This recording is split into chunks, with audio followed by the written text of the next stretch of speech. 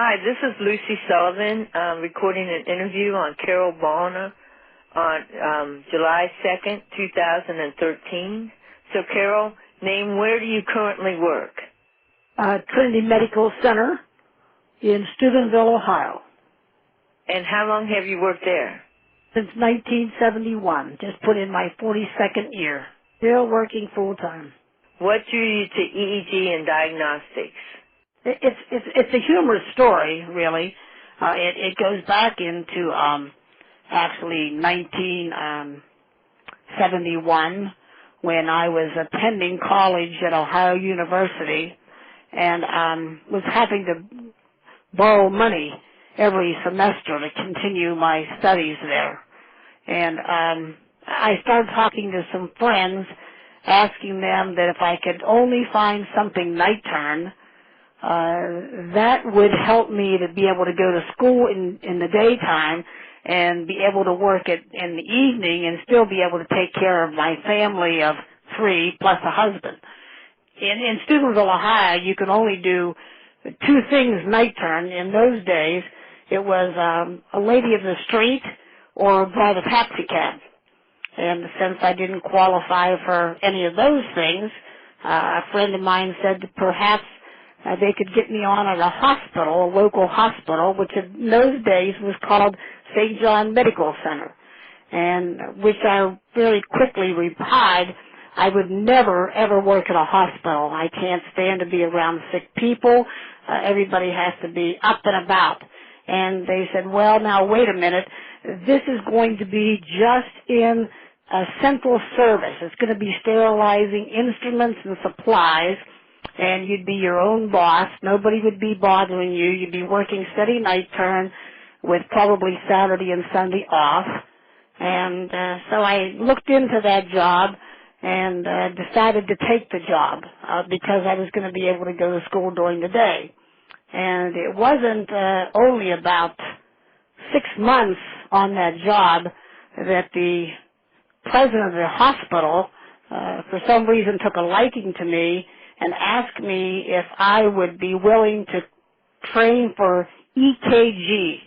And I asked her what that was going to be, and she said, you're going to put some electrodes on a chest and do a little fast recording of a heartbeat. And I thought that was going to be just a disaster and turned it down, but then they asked me again and again, so finally I agreed to do that.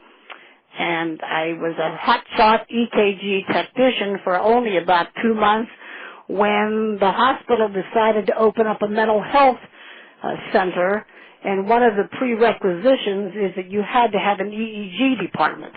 So they called me back again and asked if I would be willing to train for EEG, and I said, oh, I already know how to do that. And they said, no, you're doing EKG, which is entirely different than EEG.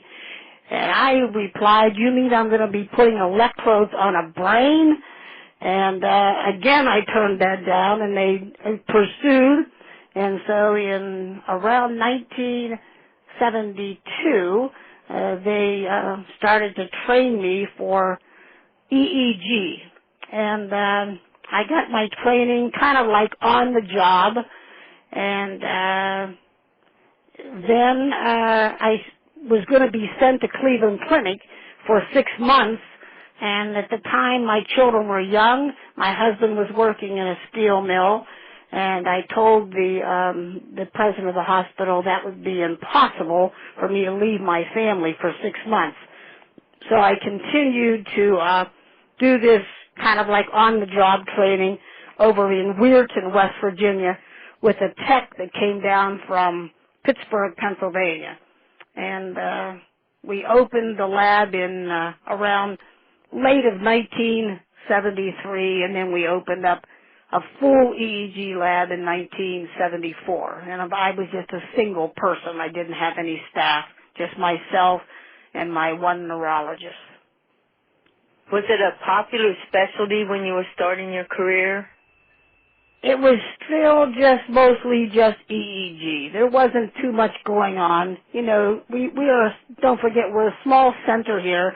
We're kind of like, west of Pittsburgh and east of Columbus and south of Cleveland. So they were probably doing some other things. But for us, our practical purpose is just doing the normal EEG recordings. Who were your early mentors? Well, I would have to say it was the Cleveland gang, Christina Port, Kathy, I forget her last name at that time. It's Kaplan now, I think. Linda Fortin was in with that gang. Sandy Clemmy was in with that gang. And we used to call those girls, Charlie's Angels, because they were under the umbrella of Dr. Charles Henry. And up there, of course, where George Clem worked. And I had called up there only because I was concerned that I might be missing a few things in the EEG recording. Again, the tech that trained me was from the Pittsburgh area, and I'm not sure after I started talking to this Cleveland gang if really I really had everything together, so to speak. And that's when that Cleveland gang suggested that I contact something called ASAT, something similar to that, American Society of whatever it was back in those 70s. And when I called them, they said, you need to get yourself to a national convention. And just so happens that first meeting that I went to in 1974 was at Dearborn, Michigan. So those are the things that really were my early mentors in those 70s. What were your earliest career influences? Probably my neurologist, Dr. A. Chadha and Dr. Sargent Singh. They probably influenced me the most, giving me a lot of books to read and so forth. If you had not become an EEG technologist, what would you like to have done? Well, I would have been a medical illustration in medical textbooks with Indian ink, and also doing photography in textbooks, again being medical. So I didn't really think too much about the medical field. In Ohio U, I was taking a lot of art classes. I always did like photography, and at that time there just wasn't a lot of jobs in that particular field. But you could do it from home. You could do your illustration and send it to the publishers. That's what I probably would have done if I hadn't gone into EEG. Why do you think the field took off when and how it did? I think probably the field started to take off probably more in those mid-'80s when we just started to do a little bit of multi testing, such as we kind of spinned off into the evoked potential field, started to do some 24-hour EEGs. I don't think we were doing too much monitoring then at that time, but I think that probably those mid-late 80s, it seemed like the field was taking off into other avenues besides just EEG. What equipment did you train on, and what were the main limitations of it? Well, it was a Beckman. It was a 8-channel, the tube type. The limitations, it was difficulty calibrating in those days. Difficulty to there was a lot of sticking of the pen, so to speak. A lot of stopping and starting. You had to, flush the pen quite a bit.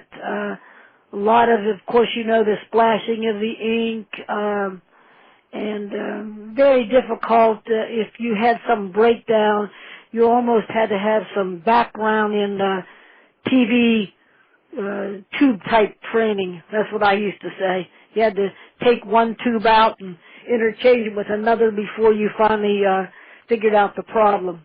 but very seldom did you call in any service guy. You just had to, that was part of your on the job. What other equipment have you used over the years? Well, I used once we opened our lab, we did buy our first piece of equipment in 1974. He is still sitting here in my lab, shiny and bright. He was a Grass 810. I always refer to my equipment as hymns because so many times they're very contrary, just like a man. So all of my equipment is always hymns. I've had a lot of patients say, why do you call me hymn? And I always tell them because they're very contrary. And the next piece of equipment, after I put the Grass 810 in a corner, we got a neon Coden 16 channel, and that was probably in that early 80s, and then probably late 80s, maybe that early 90s, I got in Nicolet, and everything in my lab now today is Nicolet, and of course names from Nicolet to Care Fusion to whatever, and now they're finally Natus. But now, of course, we are now using the Nicolet Digital, which is not called Nicolet, but whatever their new name is, it's called Natus now. That's their new name. So that's what we have now. When you talk about the pros and cons, unlike some of the old techs, I love to be able to hear those pens going, and I'd love to be able to, you could almost hear that spike, and I wish we had that sound still today, because I used to be able to look away just for a second and know something happened just that quick, just by the sound of those pens. It was kind of exciting. Today, we've lost that sound. The other pro, of course, the other con was if you ever wore a white uniform, you might as well forget it, because normally by the end of the week you had looked like a Dalmatian, with the ink spots all over from the splashing of the ink. And of course, that's gone now. And of course, storage in those days was very difficult. Hospitals never did have a lot of storage, and you couldn't copy those because they were we used to record about 180 pages in those days. Paper was not expensive as it became later, but the storage of the EEG was impossible, and now we can store about 27, 30 EEGs on a single disc. And so, and you can keep it forever. The other thing nowadays, now with EEG to go, I can record your EEG and send it out there to Missouri, and your neurologist can throw it in any computer that he wants and read your EEG from Steubenville, Ohio. So those are all, that's all the good things that's happened with EEG. What memories do you have of your training? It was pretty much of a disaster. My hospital, knowing that I couldn't go to Cleveland for 6 months, because that normally used to be the way to go, is to have somebody come on site or be able to send the tech away. We didn't have a lot of schools in those days, but the trainer came from Pittsburgh to Weirton. He did all of the EEGs on Saturday because he worked someplace else on Sunday. And because I was just starting my lab, I had to work here in the hospital doing other things and do my training on Saturday. So, one Saturday a week was very, very limited to what I could learn. And again, sometimes the trainer just didn't have the knowledge that they needed. So I really just struggled along until, like I said, that I met up with Asset. back in those 70s, and they got me on the right path. What are the main ways in which the field has changed over your career? I think naturally the equipment, it's just amazing, all the changes, and of course the biggest thing in the EEG field has been how we've gone into multi-crafting, multitasking. We're able to do so many modalities, EMG, evoked potentials, 24-hour EEGs. Now they're doing OR monitoring. So all of those things has changed the field from just doing just the EEG in those 70s until God knows what's going to be next, in our field. How has scientific knowledge changed the field, and what do you think were the big breakthroughs? This one I'm kind of stuck on. I don't know what the answer. You might want to give me a little bit of help on this. I don't know. Scientific knowledge changed the field. We might have to come back to that. I may have to think about that. What are the 2 to 3 big issues in EEG that people are working on to solve today?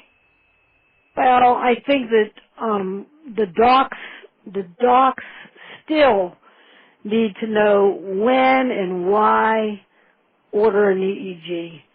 And they need to know that we need to start moving to more and more outpatient EEGs. Inpatient EEGs is good in the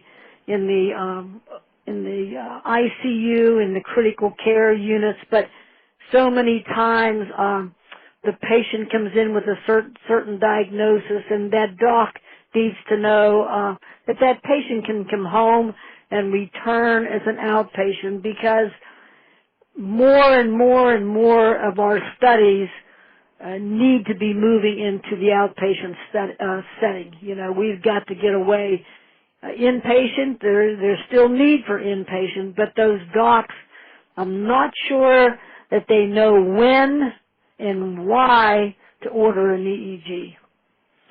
And I know it's going to come one day, but those office settings, it's so disheartening that they have such poor quality EEG being done by the untrained, unqualified staff, where I know that some of the ones, not here in Steubenville, but across the river, it's a secretary that during the week, that's what she does, and then one evening a week, she does 2 or 3 EEGs, recording for maybe 10 minutes, maybe 15 minutes, puts the electrodes on any which way, and I've seen some of those tracings.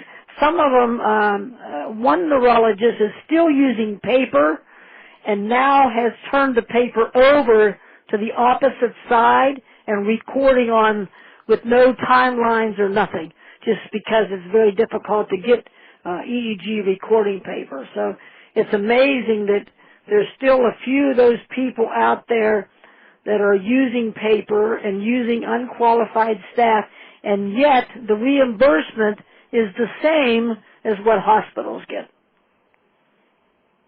It's just really very sad to me, And I don't know whether the government's ever going to step in and solve that. They keep saying they're going to start looking at hospital staff and see the qualifications and so forth, And yet you have those EEG techs out there that are going to those national meetings, going to state meetings, paying everything themselves just to keep their education up. And then you have these doctors settings with very, very unqualified, untrained techs doing testing. What are the main areas of professional discussion or disagreement today? We'll maybe skip that too. Okay. What are you most proud of in your professional life? I'm very, very proud to be a member of ASSET, and I'm very, very proud to say that I've been the historian I've asked since 1984. Where do you see neurodiagnostics in 10 years? We're going to continue to grow, and I look for us to merge with AAET. You know, that's the EMG people. I think that's going to have to happen, and I think that there'll be a merger with the sleep lab. I think they may actually come to us, and I do think that that's going to happen in the next 10 years. What is the best piece of advice that you've ever received? The best piece of advice that I've ever received, and I keep this on my desk, but I don't know where the quote came from, but anyone who stops learning is old. Whether this happens at 20 or 80. Anyone who keeps on learning not only remains young, but becomes constantly more valuable regardless of physical capacity. So I think that I like that only because of my age at 75, and every day I learn something new. Is there anyone else in EEG you think we should talk to? Well, have you interviewed Sandy Clenny or I tried, but okay. She's never, I don't know. Okay, well, she did. And how about Christina? Not yet, but... Okay. Well, Christina, you know, I think, I'm not positive, but it seems to me that she used to hold being the youngest to ever get registered. You know, she came out of high school and got under Charles Henry's hands. I always thought Margaret Walcott, I always liked her. I think that she's a good educator, and I like how that she is taken under her wing, you know, going over to the international. So I always thought that was very interesting. I know that one of the questions was also about the encephalographers. You know, I know we did talk about. I know we have a lot of information about Gray Walter. He did so much. Hans Berger, Dr. Henry, Dr. Niemeyer, John Knott, Albert Grass, even though that he might not have been, but those are all pioneers, and I know that you have all those names already in your other interviews. Okay, Lucy. Thanks for everything. Okay, and thank you so much. Okay, take care. And thank you. Bye-bye. Bye-bye.